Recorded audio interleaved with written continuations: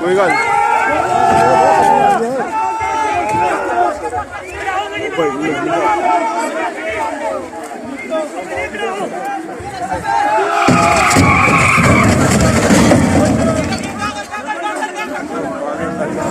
इमरान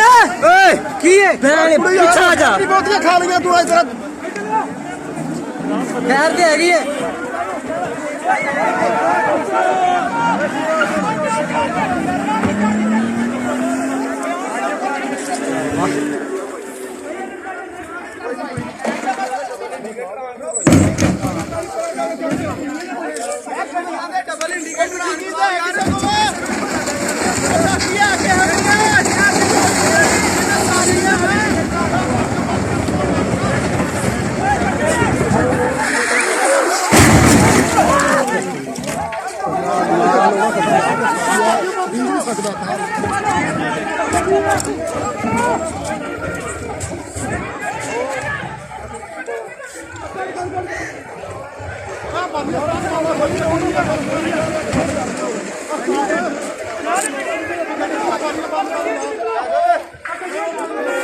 क़यामत है यार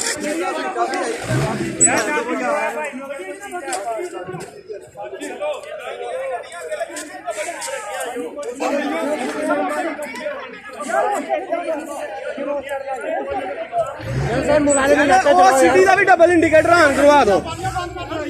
दूरों आने वाली गड्डी नूं पता चले एवरी वाली का भी डबल इंडिकेटर ऑन करवाओ